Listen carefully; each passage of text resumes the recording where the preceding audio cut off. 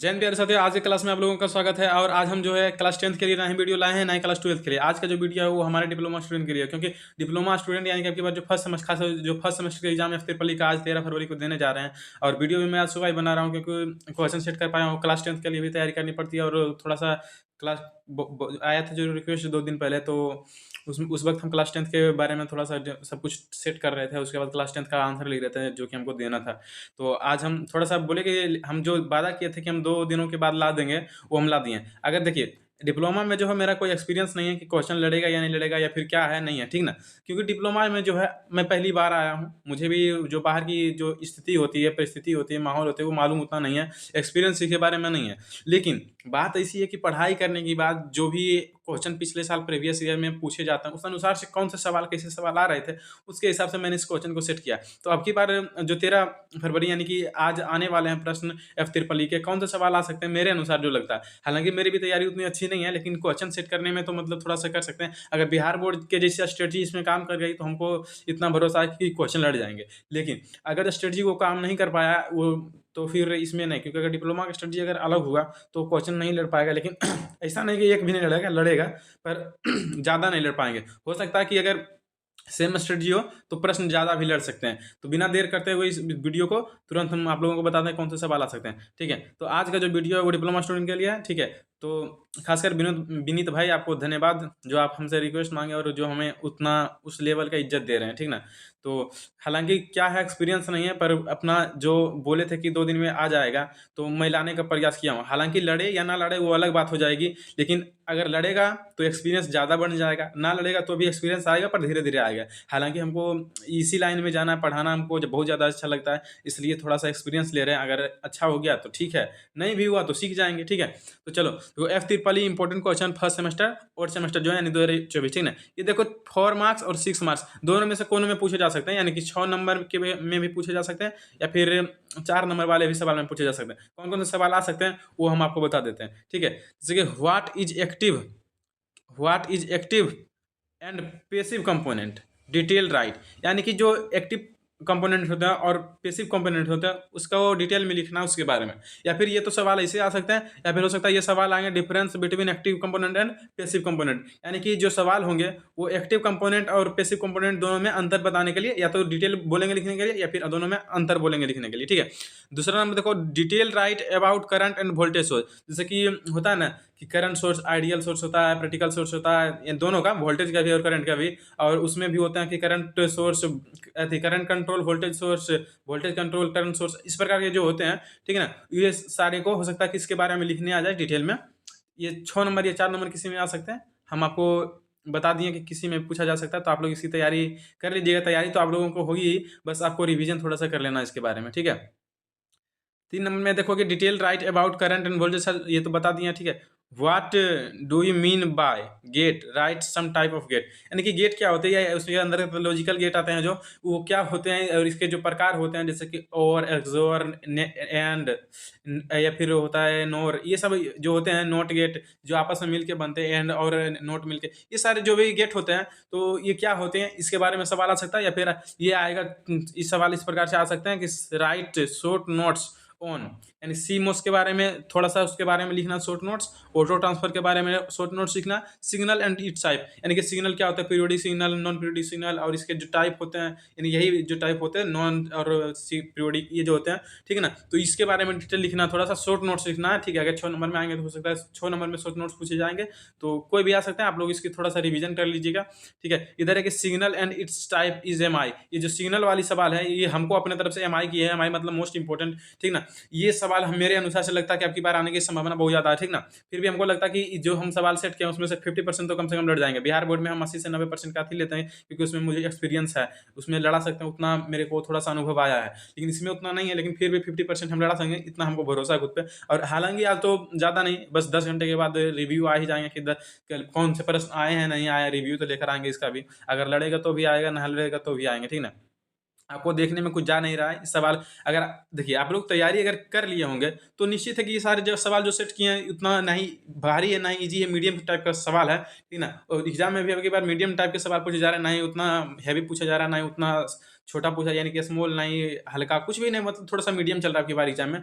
तो अगर आप लोग की तैयारी होगी तो ये सब कर लेंगे। इसमें आपको हमारा 5-7 मिनट का वीडियो देखने में क्या जा रहा है, तो 5-7 मिनट का वीडियो देख लेंगे, या फिर बहुत बहुत 10-15 मिनट को बनेगा, देखने में क्या जाता है। अगर आप लोग की तैयारी होगी तो सारे सवाल बना लेंगे, नहीं बनाएंगे तो जो दिक्कत होता है उसको तैयारी कर लीजिए। हालांकि ये तो आपके सिलेबस से ही है ना, तो आपको इसके पूरा करना जरूरी है, ठीक है। उसके बाद देखो, right structure and operation generator, in generator की जो ऑपरेशन होती है और किस प्रकार से बना होता है उसके बारे में आपको बनाना है, डिटेल में लिखना, ठीक है। चलो आगे देखते हैं हम लोग।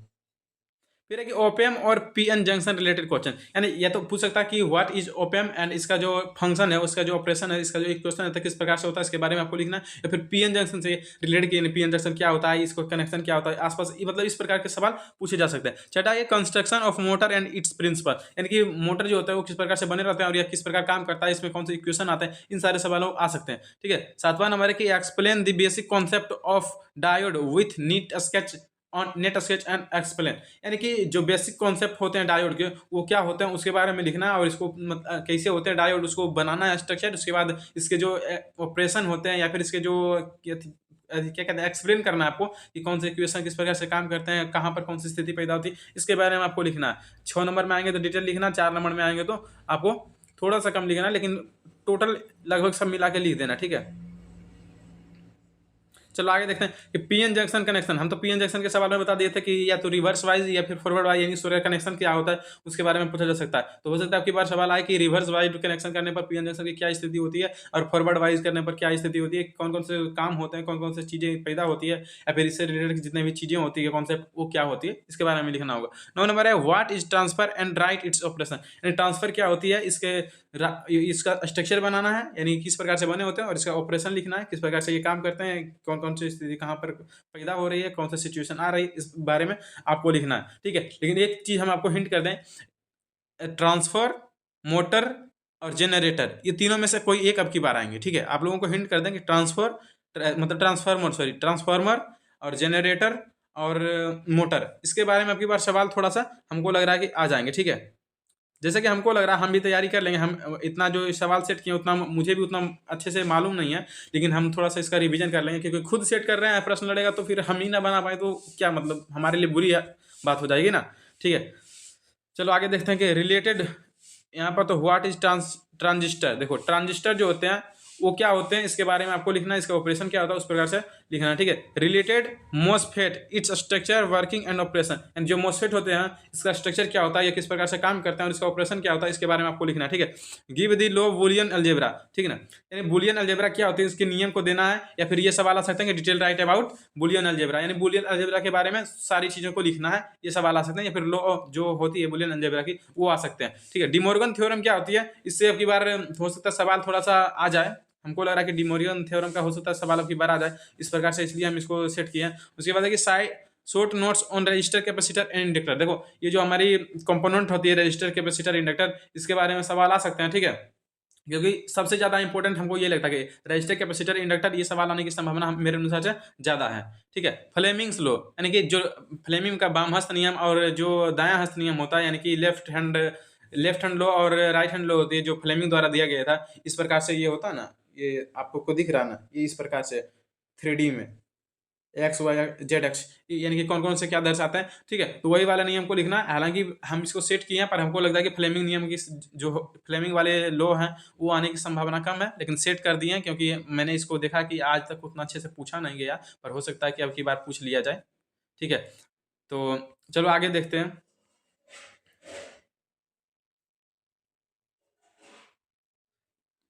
चलो आज आगे देख लेते हैं टोटल पर आगे प्रश्न क्या है, ठीक है। मोटर, ये तो देखो मोटर वाले सवाल हम पहले बता दिए थे, लेकिन यहाँ पर दोबारा रिपीट हो गया, ठीक है। 15वां नंबर है difference between AC and DC, ठीक है, यानी कि एसी करंट और डीसी करंट जो होता है उसके बारे में आपको डिफरेंस करना, या फिर periodic signal and non periodic, यानी कि हमको लगता है कि एसी और डीसी में अंतर, या फिर पीरियोडिक और नॉन पीरियोडिक सिग्नल में जो अंतर अब की बार आने की संभावना, ठीक है। या फिर ये तो कम चांस है, लेकिन हम इसको सेट किए हैं कि हो सकता है कि आ जाए। इलेक्ट्रिकल इंजीनियरिंग और इलेक्ट्रॉनिक्स इंजीनियरिंग में क्या अंतर होता है इसके बारे में, ठीक है। करंट एंड इट्स टाइप, यानी करंट क्या होते हैं इसके मतलब कि इसके जो टाइप होते हैं उसके बारे में लिखना, जैसे कि इसके टाइप है एसी डीसी है ना, उसी के विषय में लिखना है, ठीक है। एसी डीसी का अंतर कीजिए या फिर एसी डीसी को अलग अलग लिखिए, बात तो बराबर ही पड़ता है, ठीक है। उसके बाद हो सकता है कि फेट एंड इट्स टाइप, जो फेट होते हैं, ठीक है, और इसके जो प्रकार होते हैं उसके बारे में आपको डिटेल लिखना है, ठीक है। आज के क्लास में इतना ही है, क्योंकि कोई क्लास हम नहीं कर पा रहे, बस क्वेश्चन सेट किए हैं और जो मतलब हमको रिक्वेस्ट आया था या फिर कि प्लीज़ बादल भाई बता दो, ठीक है, तो हम बता दिए। हम जितना मेरा कि मतलब मैं अपने अनुसार से हेल्प कर पाया हूँ उतना कर दिया हूँ,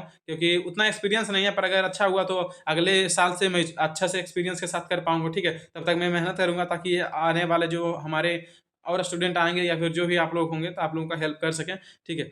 देखो कुशल पथ हम तो यही नाम से मतलब चलाते हैं, KUCLPATH। कुशल पद मतलब होता है KU से कुमार, CL से क्लासेस, PA से प्रतीक, T से 1000, यानी हजारों के प्रतीक है, और हमेशा ये बने रहेंगे इसे, ठीक है। आप लोग हमेशा हमारे साथ बने रहिए। चलिए, बहुत बहुत धन्यवाद आप लोगों का। जय हिंद, जय भारत। आप लोग अच्छे से पढ़ाई करती रहिए। धन्यवाद।